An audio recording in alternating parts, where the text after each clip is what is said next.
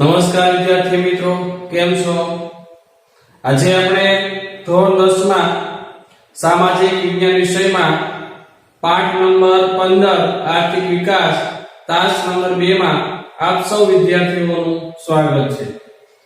આપણે તાસ નંબર 1 માં આર્થિક વિકાસ કોને કહેવાય એનો આપણે અભ્યાસ કર્યો. આર્થિક વિકાસ એટલે દેશોની રાષ્ટ્રીય આવકમાં વધારો થાય, દેશની માથાની આવકમાં વધારો થાય અને લોકોના જીવન ધોરણોમાં સુધારો થાય તેને આર્થિક વિકાસ કહેવાય. આર્થિક વૃદ્ધિ અને આર્થિક વિકાસ એમનો તફાવત પણ આપણે છેલ્લે સમજ્યા હતા, તો એની આપણે વધારે ચર્ચા નહીં કરીએ. આજે આપણે વિકાસશીલ અર્થતંત્રના લક્ષણોનો અભ્યાસ કરવાનો છે. તો આપણે એમાં વાત કરીએ, એ મુદ્દાનો અભ્યાસ કરીએ. તો વિકસિત અને વિકાસશીલ એટલે વિકસિત અર્થતંત્ર અને વિકાસશીલ અર્થતંત્ર માથાની આવકના આધારે અલગ પાડવામાં આવે છે. તો કોને આપણે વિકસિત અર્થતંત્ર કહેવાય અને કોને આપણે વિકાસશીલ અર્થતંત્ર કહેવાય, એને માથાની આવકને આધારે આ બે પ્રકારો છે અલગ પાડવામાં આવે છે. યાદ રાખજો કે વિકસિત અર્થતંત્ર અને વિકાસશીલ અર્થતંત્ર માથાની આવકને આધારે અલગ પાડવામાં આવે છે. તો વિકાસશીલ અને વિકસિત. વિકસિત અર્થતંત્ર અને વિકાસશીલ અર્થતંત્ર.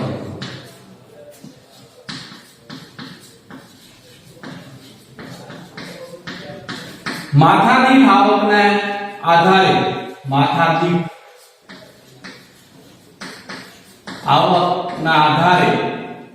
અલગ પાડવામાં આવે છે. માથાદીઠ આવક કોને કહેવાય? કે ભાઈ કુલ જે રાષ્ટ્રીય આવક છે એ રાષ્ટ્રીય આવકને કુલ વસ્તી વડે જે ભાંગો થાય એને ભાંગવાથી જે આપણને અંક મળે એને આપણે માથાદીઠ આવક કહી શકાય. તો આપણે સૂત્ર લખવું હોય તો ભાઈ માથાદીઠ આવક બરાબર રાષ્ટ્રીય આવક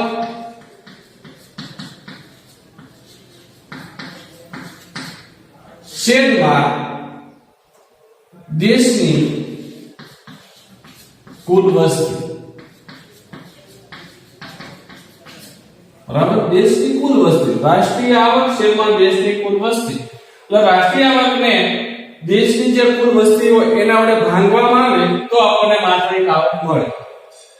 કે ભાઈ ઉદાહરણ તરીકે આપણે જોઈએ કે આપણા ઘરની અંદર 7 સભ્યો છે. બરાબર, આપણા ઘરની આવક છે 25000. કેટલી હોય? 25000. કે ભાઈ આપણે આપણા ઘરની વાત કરીએ તો આપણા ઘરની જે આવક છે એ 25000 છે વાર્ષિક આવક. તમે આપણે એક ઉદાહરણ સમજીએ છીએ, બરાબર ને? પછી જેના ઘરની જે આવક હોય તે આપણે ઉદાહરણ લઈ લઈએ અને એ 25000 એ એના ઘરની આવક કહેવાય. અને ઘરની અંદર જો 5 સભ્યો, આપણે 7 નહીં પણ 5 સભ્યો રાખીએ, આ 5 સભ્યો એ વસ્તી છે એના ઘર. તો 25000 ને 5 વડે ભાંગતા આપણને જે અંક મળે એને આપણે માથાદીઠ આવક કહી શકાય. બરાબર, તો 5000 જે આપણને અહીંયા મળે છે લગભગ એને આપણે કહેવાય માથાદીઠ આવક. ખ્યાલ આવી ગયો? તો માથાદીઠ આવક એટલે શું? કે ભાઈ રાષ્ટ્રીય આવકને દેશની કુલ વસ્તી વડે ભાગવાથી જે આપણને અંક મળે એને આપણે માથાદીઠ આવક કહેવાય. જે આવક મળે તેને. ફરી વખત વાત કરીએ તો વિકસિત અર્થતંત્ર અને વિકાસશીલ અર્થતંત્ર માથાદીઠ આવકના આધારે અલગ પાડવામાં આવે છે. વિશ્વ બેંક 2004 ના વિશ્વ વિકાસ અહેવાલના આધારે $735 થી ઓછી હોય જે દેશની માથાદીઠ આવક એને વિકાસશીલ અર્થતંત્ર તરીકે ઓળખવામાં આવે છે અથવા તો ગણવામાં આવે છે. તો કે ભાઈ વિશ્વ બેંક 2004 ના વિશ્વ વિકાસ અહેવાલ પ્રમાણે જે દેશની માથાદીઠ આવક કેટલી હોય $735 કરતા ઓછી હોય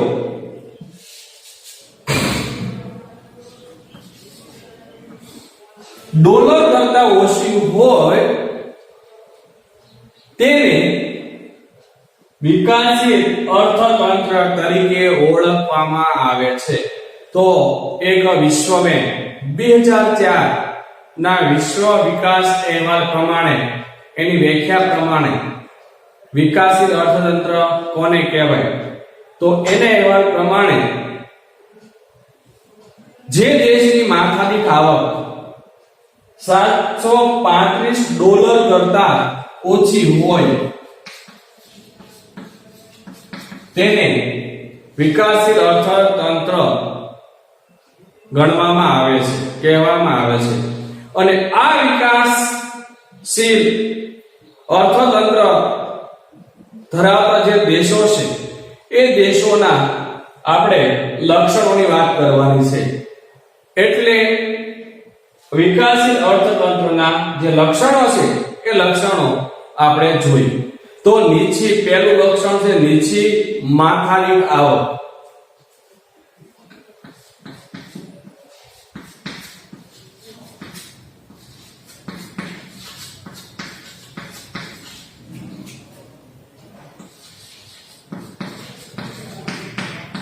આ પાઠમાંથી 3 ગુણનો પ્રશ્ન પૂછાય તો આ પણ પ્રશ્ન પૂછાઈ શકે કે વિકાસશીલ અર્થતંત્રના કોઈ પણ 4 થી 5 લક્ષણો જણાવો.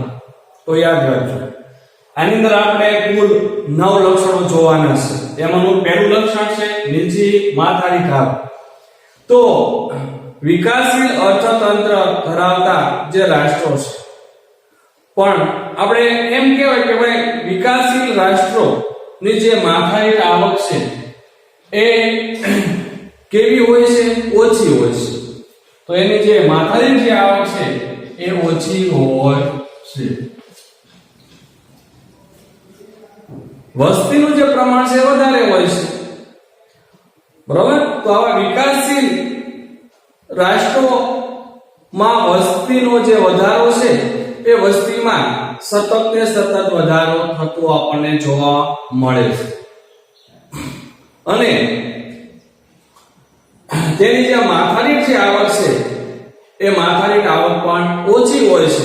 અને માથાદીઠ આવક ઓછી હોવાને કારણે લોકોના જે જીવન ધોરણો છે એ જીવન ધોરણો કેવા રહે છે? નિસાર રહે છે. નિસાર રહે છે. યાદ રાખજો. તો આ વાત કરીએ આપણે પહેલું લક્ષણ નીચી માથાદીઠ આવક. તો વિકાસશીલ રાષ્ટ્રો વિકાસશીલ રાષ્ટ્રોમાં વસ્તી વૃદ્ધિનું જે પ્રમાણ છે એ વધારે હોય છે, જેને કારણે માથાદીઠ આવક છે એ નીચી રહે છે. અને માથાદીઠ આવક નીચી રહેવાને કારણે લોકોના જે જીવન ધોરણો છે એ જીવન ધોરણો પણ નિસાર રહે છે. હવે આપણે જે બીજો છે એ બીજું લક્ષણ આપણે જોઈએ તો વસ્તી વૃદ્ધિ.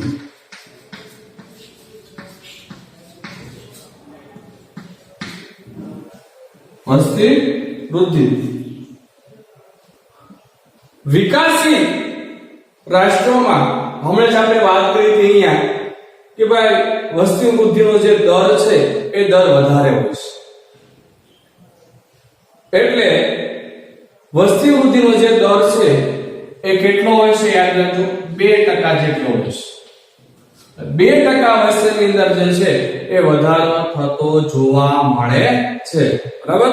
તો આપણે વાત કરી કે ભાઈ વસ્તી વૃદ્ધિ, તો વિકાસશીલ અર્થતંત્ર ધરાવતા જે રાષ્ટ્રો છે એ રાષ્ટ્રોમાં વસ્તી વૃદ્ધિનું જે પ્રમાણ છે વધારે હોય છે. વસ્તી વૃદ્ધિનો જે દર છે એ કેટલો હોય છે? 2% જેટલો હોય છે એમ આપણે કહી શકાય. હવે આપણે જોઈએ ત્યાર પછીનું જે ત્રીજું લક્ષણ છે તો કૃષિ પર આધારિત અવલંબન. કૃષિ પર આધારિત અવલંબન.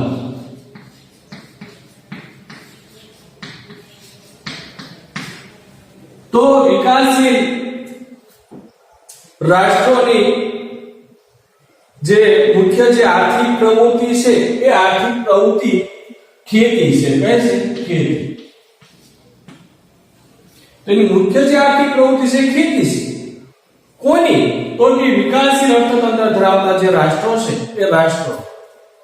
પણ એમ કે કહી શકાય કે ભાઈ વિકાસશીલ રાષ્ટ્રોની મુખ્ય આર્થિક પ્રવૃત્તિ ખેતી છે અને ખેતીની સાથે સંકળાયેલા 60% થી વધારે જે લોકો છે એ લોકો આ રોજગારી જે છે એ રોજગારી ખેતીમાંથી મેળવે છે. એટલે કે આ વિકસિત રાષ્ટ્રોના જે લોકો છે એ લોકો નું જે પ્રમાણ છે એ પ્રમાણ 60% થી વધારે લોકો.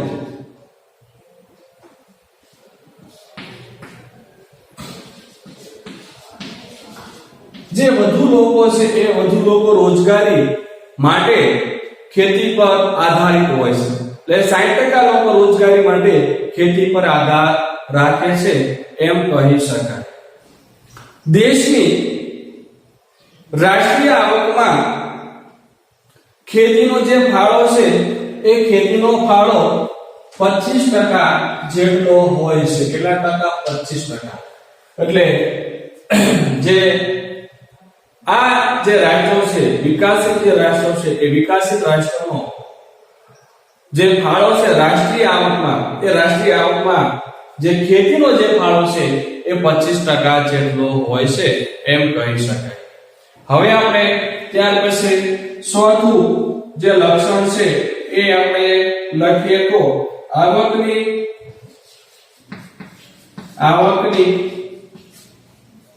વહેંચણીની અસમાનતા.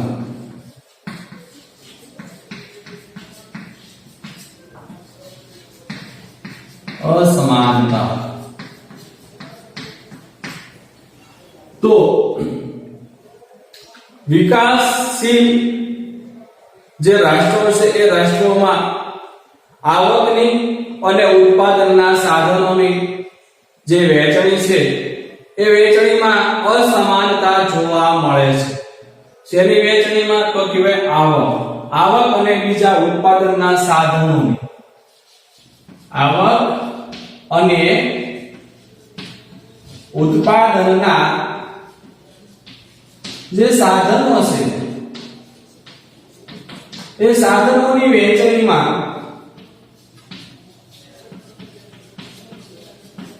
અસમાનતા આપણને જોવા મળે છે. તો ઉત્પાદનના સાધનો એટલે કે એ આપણે આગળ ભણવાનું છે. તો ઉત્પાદનના સાધનોમાં જમીન, મૂડી, શ્રમ અને નિયોજનનો સમાવેશ થાય છે. એમાં અસમાનતા જોવા મળે છે. બરાબર? ગ્રામ્ય અને શહેરી વિસ્તારોમાં પણ આ અસમાનતા આપણને જોવા મળે છે. આ જે અસમાનતા છે એ અસમાનતા ગ્રામ્ય અને શહેરી વિસ્તારોમાં પણ જોવા મળે છે. તો આપણે વાત કરીએ તો દેશના જે ટોચના 20% જે લોકો છે, દેશના ટોચના 20% જે લોકો છે એ ધનિક લોકો આપણે કહીશું. 20% ધનિક લોકો. આ ધનિક લોકોનો રાષ્ટ્રીય જે આવક છે એ રાષ્ટ્રીય આવકમાં આ લોકોનો જે ફાળો છે એ 40% છે. જ્યારે તળિયાના 20% લોકોની આપણે વાત કરીએ ગરીબ લોકો, એ ગરીબ લોકોનો રાષ્ટ્રીય આવકમાં જે ફાળો છે એ કેટલો છે મિત્રો? 10%. અહીં આપણે આ સ્વરૂપ વાપરશું 10%. તો જો અહીંયા જે છે એ અસમાનતા આપણને જોવા મળે છે. દેશના ટોચના 20% ધનિક લોકો નો રાષ્ટ્રીય જે આવક છે, રાષ્ટ્રીય આવકમાં 40% ફાળો ધરાવે છે, હિસ્સો ધરાવશે. જ્યારે દેશના તળિયાના જે 20% જે ગરીબ લોકો છે, ગરીબ લોકો આ રાષ્ટ્રીય જે આવક છે એ આવકમાં 10% ફાળો જે છે એ આપે છે. તો આવી રીતે મિત્રો અસમાનતા જોવા મળે છે. એટલે વિકાસશીલ જે દેશો છે, વિકાસશીલ દેશોમાં જે આવક અને જે સંપત્તિ છે એ સંપત્તિનું જે કેન્દ્રીકરણ છે એ કેન્દ્રીકરણ ધનિક લોકો તરફ થયું છે એમ કહી શકાય. એટલે આવા વિકાસશીલ જે રાષ્ટ્રો છે એ રાષ્ટ્રોમાં આવક અને સંપત્તિ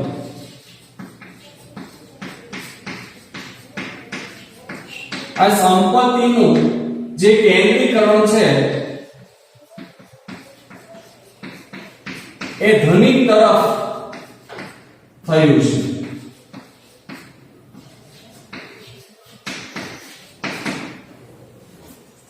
એટલે ધનિક જે લોકો છે એને કેન્દ્રમાં રાખવામાં આવે છે. ગરીબ લોકોનો કોઈ વિચાર કરવામાં આવતો નથી. હવે આપણે ત્યાર પછીનું જે છે એ પાંચમું લક્ષણ આપણે જોઈએ તો આપણે વાત કરીએ બેરોજગારી.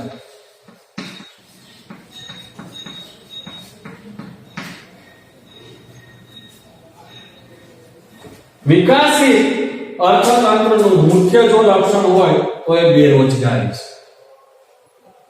એટલે બેરોજગારીનું પ્રમાણ છે આ વિકાસશીલ રાષ્ટ્રમાં વધારે જોવા મળે છે. કુલ જે શ્રમિકો છે એ કુલ શ્રમિકોના 3% જે લોકો છે એ 3% લોકો બેરોજગાર રહે છે. કેટલા ટકા લોકો? 3%. કુલ શ્રમિકોમાંથી મિત્રો કુલ જે શ્રમિકો છે કુલ શ્રમિકોમાંથી આ 3% જે લોકો છે એ લોકો 3% કરતા પણ વધુ લોકો એમ કહી શકાય કે 3% કરતા પણ જે વધુ લોકો છે એ વધુ લોકો બેરોજગાર રહે છે એમ કહી શકાય.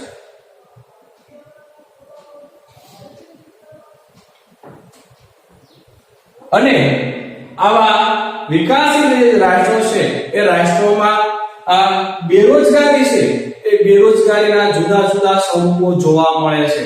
તો એમ કહી શકાય કે આવા જે કંઈ રાષ્ટ્રો છે વિકાસશીલ રાષ્ટ્રોમાં બેરોજગારી જુદા જુદા સ્વરૂપે, જેવા કે કયા સ્વરૂપે? તો કે મોસમી બેરોજગારી,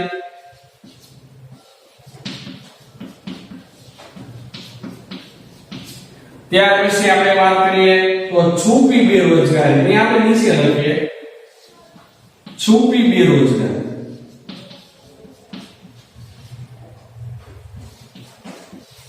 અને ઔદ્યોગિક બેરોજગારી.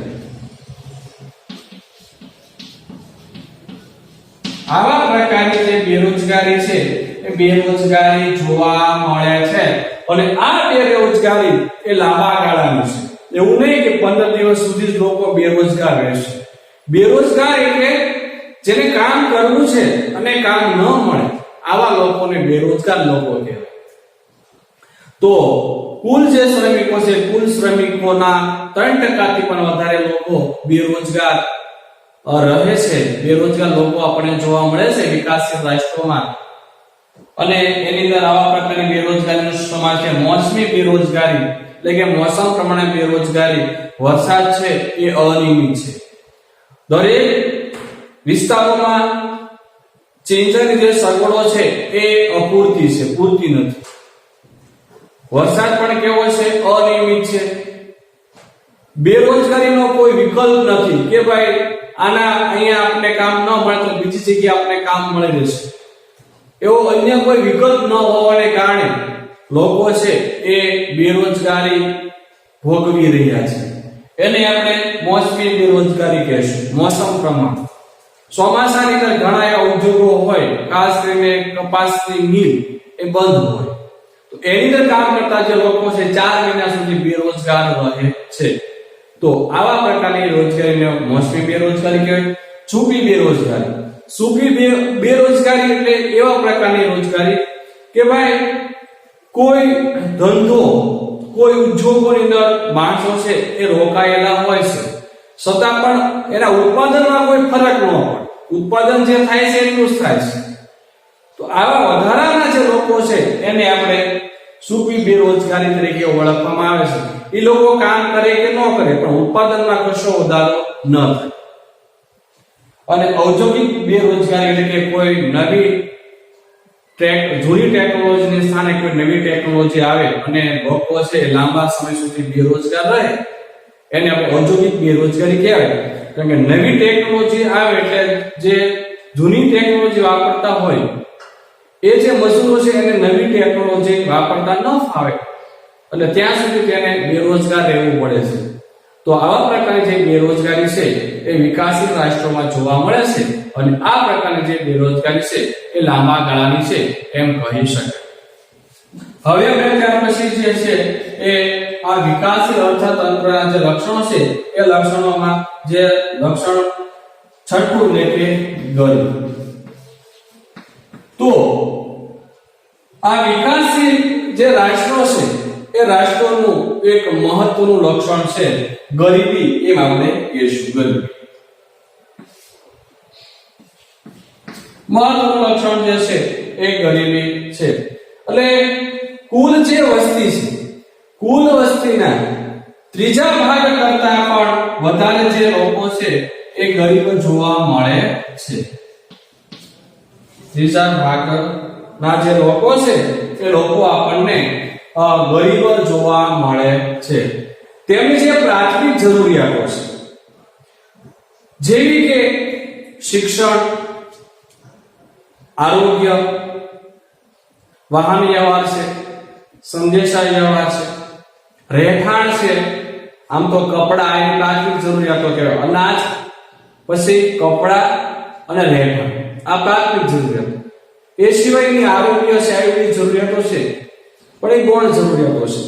તો એની જે પ્રાથમિક જરૂરિયાતો છે એ પ્રાથમિક જરૂરિયાતો સંતોષાતી ન હોય એને આપણે ગરીબ લોકો કહેવાય.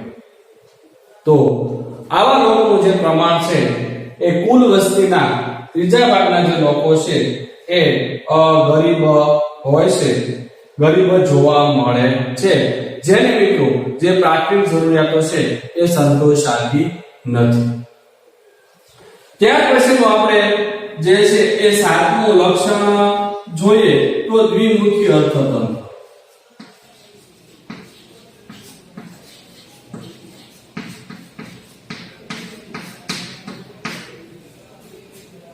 તો વિકાસશીલ રાષ્ટ્રોમાં ખાસ કરીને દ્વિમુખી જે અર્થતંત્ર છે એ અર્થતંત્ર પ્રવર્તે છે.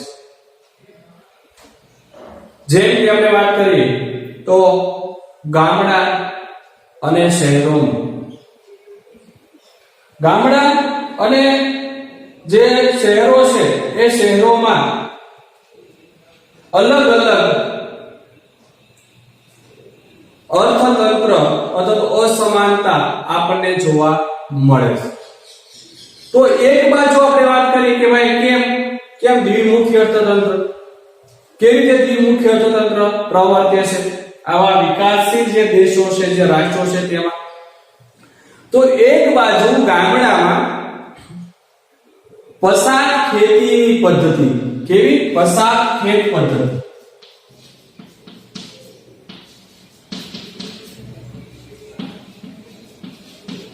પછી જૂની પુરાણી યંત્ર સામગ્રી,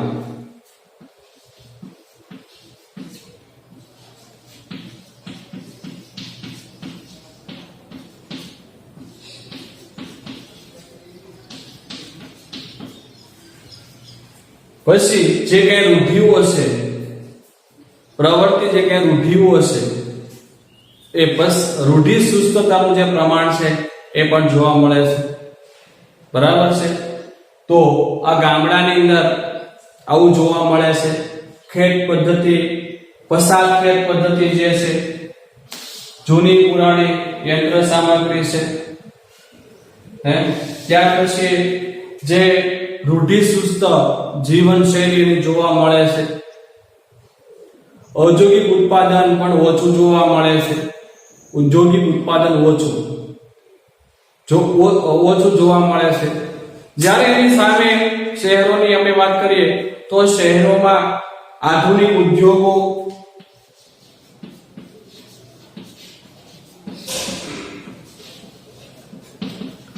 આધુનિક યંત્રો,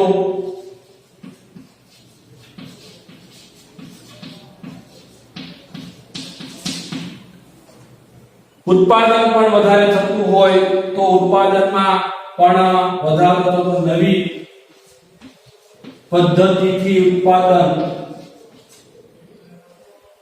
નવી પદ્ધતિનો ઉપયોગ એમાં લખીએ ઉપયોગ છે. પછી વૈભવી જીવનશૈલી, કેવી વૈભવી જીવનશૈલી આપણને જોવા મળે છે. ક્યાં? તો કે શહેરોમાં. ગામડામાં અને શહેરોમાં આ બંને તફાવત જોવા મળે છે. એને આપણે કહેવાય દ્વિમુખી અર્થતંત્ર. તો વિકાસશીલ જે રાષ્ટ્રો છે, વિકાસશીલ રાષ્ટ્રોમાં આ દ્વિમુખી જે અર્થતંત્ર છે એ પ્રવર્તે છે. જેમ કે એક બાજુ ગામડાના લોકો પસાર ખેત પદ્ધતિ, ત્યાર પછી જૂની પુરાણી યંત્ર સામગ્રી, જૂના જે કાંઈ યંત્રોનો ઉપયોગ કરતા હોય, ઉત્પાદન ઓછું થતું હોય, રૂઢિચુસ્ત એનું જીવન હોય, તો બીજી બાજુ શહેરોમાં આધુનિક યંત્રો, આધુનિક ઉદ્યોગો, નવી કોઈ ટેકનોલોજી હોય અને વૈભવી જીવનશૈલી, સુખ સગવડો, એને આપણે વૈભવી જીવનશૈલી કહેવાય, જેને સુખ મળતું હોય. આવા ધનિક લોકોનું જે જીવન છે કેવું હોય? એની જીવન તો કે વૈભવી જીવન શૈલી વાળું કહી શકાય. તો મિત્રો આ દ્વિમુખી અર્થતંત્રની આપણે વાત કરી.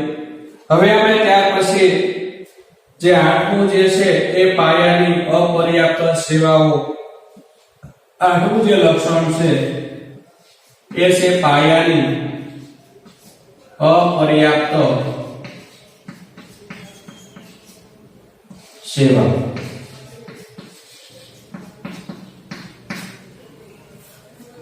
તો વિકાસ માટેની અનિવાર્ય સગવડો જેવી કે આરોગ્ય, શિક્ષણ, વાહન વ્યવહાર, સંદેશા વ્યવહાર, બેન્કિંગ જેવી જે સગવડો છે, એ સગવડોનો જે વિકાસ છે એ વિકાસ ઓછો થયેલો જોવા મળે છે.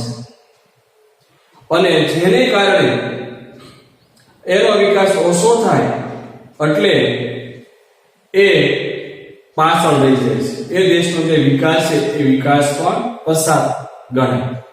તો મિત્રો આ વિકાસશીલ રાષ્ટ્રો છે, વિકાસશીલ જે રાષ્ટ્રોની અંદર આ વિકાસ માટેની જે અનિવાર્ય જે સગવડો છે એ સગવડોનું જે પ્રમાણ છે એ પ્રમાણ પણ ઓછું હોય છે.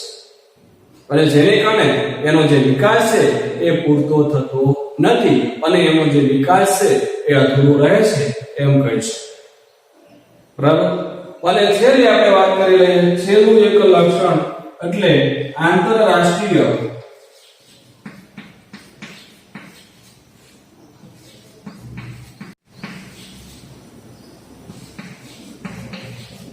અહીંયા હું લખું છું 300.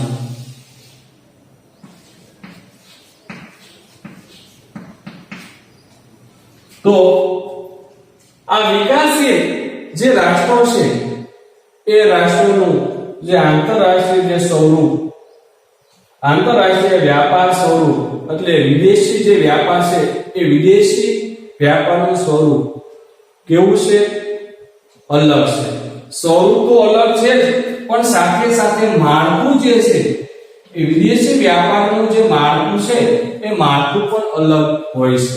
તો એમ કહી શકાય કે વિકાસશીલ રાષ્ટ્રોનું જે વિદેશ વ્યાપારનું સ્વરૂપ અને માળખું એ અલગ હોય છે. આ પ્રકારના દેશો એટલે કે વિકાસશીલ અર્થતંત્ર ધરાવતા રાષ્ટ્રો કે જે દેશો છે એ દેશો ખાસ કરીને કૃષિની પેદાશો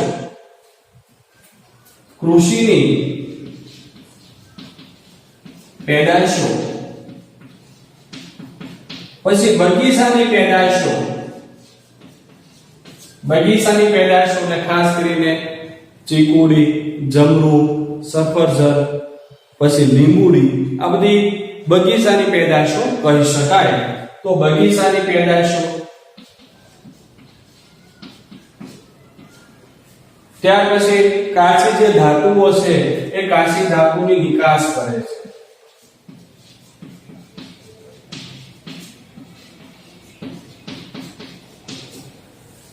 તો કૃષિની પેદાશો, બગીચાની પેદાશો અને જે કાચી ધાતુ છે એ કાચી ધાતુઓની એ નિકાસ કરે છે.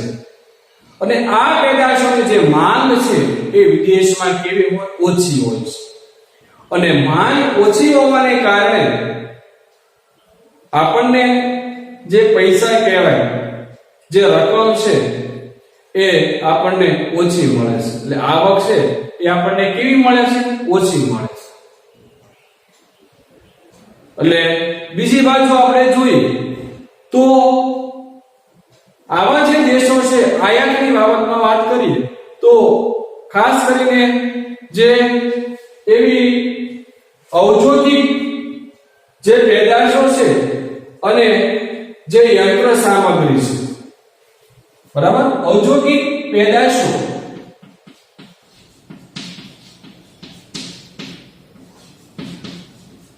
અને યંત્ર સામગ્રી,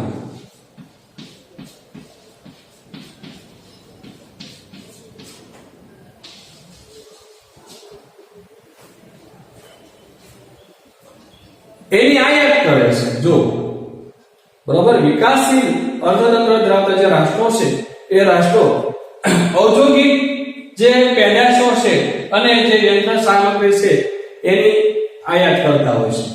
અને આ જે પેદાશો છે એ કેવી હોય છે? મોંઘી હોય છે. શા માટે? એની માંગ વધારે હોય છે.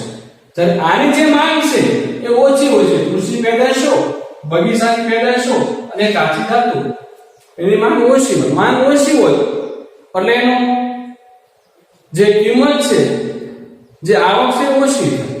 એની સામે આપણે આવી ઔદ્યોગિક જે પેદાશો છે અને જે યંત્ર સામગ્રી છે એ સામગ્રીને આપણે, એટલે કે આવા જે રાષ્ટ્રો છે, વિકાસશીલ અર્થતંત્ર ધરાવતા જે રાષ્ટ્રો છે એ આવી જે પેદાશોની આયાત કરે છે. અને એટલા માટે એનો જે ભાવ છે એ ભાવ પણ વધારે હોય છે. જેમ આયાત વધે, આયાત વધારે કરવી પડે, એમ એની માંગ વધારે હોય એટલે એનો ભાવ પણ વધારે આપણે ચૂકવવો પડે છે. અને જેને કારણે શું થશે? જેને કારણે મિત્રો આયાત આપણે વધારે કરીએ, નિકાસ ઓછી કરીએ, એટલે લેણું જે છે એ લેણામાં વધારો થાય છે. તો આપણે એમ કહી શકાય કે આ જે વિદેશ વ્યાપારની જે શરતો છે એ વિદેશ વ્યાપારની શરતો પ્રતિકૂળ હોવાથી, એવી પ્રતિકૂળ, અનુકૂળ નહીં, પ્રતિકૂળ, કે વિદેશી વ્યાપારની જે શરતો છે એ પ્રતિકૂળ હોવાને કારણે હોવાથી જે વિદેશી જે દેવું છે, જે લેણું છે એ વધતું જાય છે. બરાબર. તો આજે આપણે વિકાસશીલ અર્થતંત્રના કુલ 9 લક્ષણોનો અભ્યાસ કર્યો. પરીક્ષાની અંદર કોઈ પણ કદાચ 5 લક્ષણો તમારે પૂછાય તો જે સરળ હોય એ તમારે લખવા. અહીંયા આપણે તાસ નંબર 2 પૂરો કરીશું. ફરી વખત મળશું ત્યારે આર્થિક પ્રવૃત્તિ અને બિન આર્થિક પ્રવૃત્તિ એવો એક મુદ્દો છે, એમ આપણે આગળ વધીશું. ત્યાં સુધી તમે મારો આ વિડિયો લેક્ચર છે એ નિહાળતા રહો. અસ્તુ. જય હિન્દ, જય ભારત.